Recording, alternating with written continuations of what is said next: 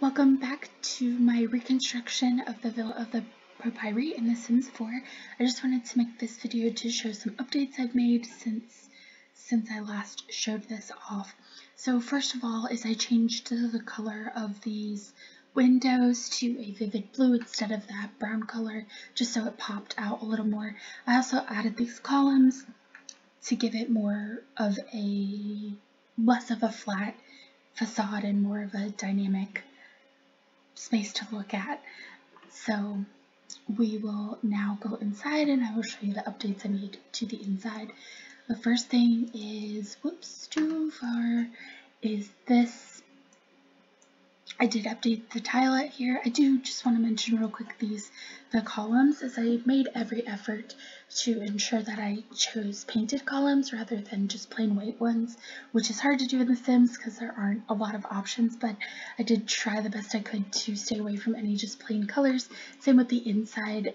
I tried to choose really bright, vivid colors instead of just plain whitewashed kind of things that we tend to see. So the first major thing that I did on the inside was I created this grand atrium. This is based off of the Getty Villa, and my atrium is a different space than the Getty, so I just kind of adapted to the space that I had. And then I added these mosaics and this reflecting pool, and this is an open air or open ceiling a couple floors up with the columns again here. So yeah, I really just love this space. I also, here too, I can show you is this on the upper floors of the peristyle garden. I did add some chairs, some seating, and some greenery just to give it more of that indoor-outdoor garden feel. So a lovely place for the owners of the villa to come out and sit and hang out with their friends or family, or whatever it is. So I do just really love how this turned out. And yeah, so then I will show you what else I updated on the bottom floor. I did make this front room kind of a study. Maybe the owner can do business here and doesn't have to invite strictly business clientele into the inner of the house and can just kind of keep them in the atrium and, you know, not have to bring them too far into the house.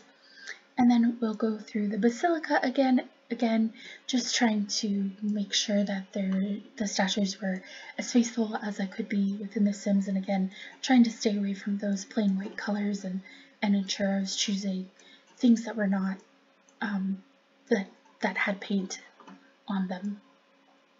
And then we'll go back through this peristyle garden. This is all the same.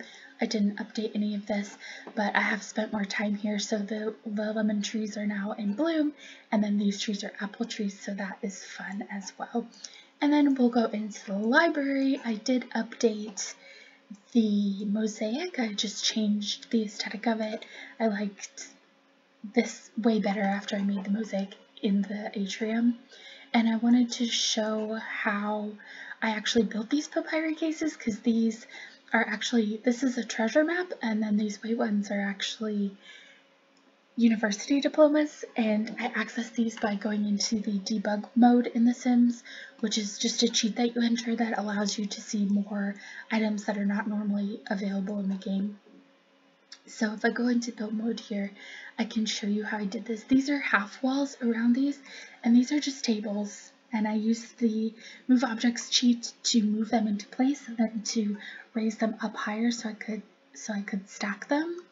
And then I just built half walls around them. These are windows that don't have a frame, a glass in them. And then I made these angled half walls coming out to look like doors, and then I just put normal doors in them to give the appearance that they could actually close. So I think they came out really well. I like them. And then for the top, since the half walls are open and they're not a normal room, I used these little pedestals and leveled them up also to close them. And then back here I actually made some closed bookshelves, just because it does take a lot of time to place all of these papyri individually. And then we will go to the back of the villa, and there's this little fountain here, which I like a lot. And then again, this room, I just updated the windows too. I added some more windows in this room. And then I also switched it so that the shutters were on the inside so that they could close them, and I think it just looks better from the outside as well. So I'll show you the view that they had from this room. So they have pretty much 360-degree view of the ocean, which is really fantastic. And then 2 more papyri cases in here, which is really spectacular. I just love those. And then here's a couple of cubicula here in the back corner. These are smaller cubicula, maybe servants' quarters. And then this walks out into the lalarium space, which I just love as well. And then this one actually is the same statue as this. I just used a different color, and I actually just moved it in so it appeared broken, when in fact it's just the same statue, just scaled down, and different colors. And then of course over here the triclinium, again just trying to choose things that might look sort of Roman. It's very difficult to do in The Sims, but I did like a kind of sea theme in here. You know, they live right on the ocean and maybe they enjoy eating seafood, so I liked that. And then here another cubicula in this corner, and then the culina for the kitchen there as well. So yeah, that is that. And then the only other thing that I added, well, 2 other things actually. From this floor, when you go back through the library, you can actually come into this room and then go down the stairs. And we know that in the Villa of the Papyri, they found amphora in the basement.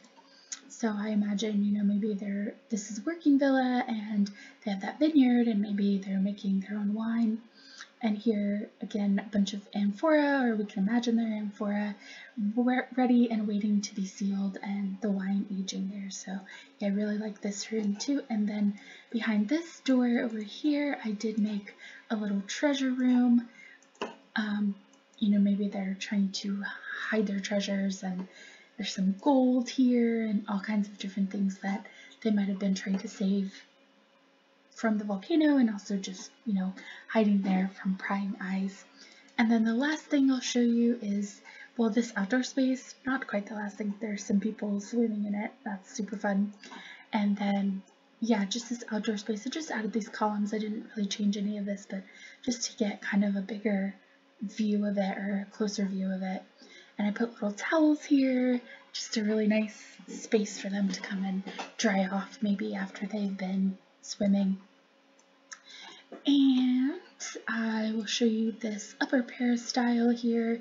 So if you're upstairs, you can come out here, and then to get there, I tried to make sure that these arches directly mirrored the doors, so that the doors directly behind them, and then they could walk out here, and they have these seats here, and then a little fountain there as well, which is just great.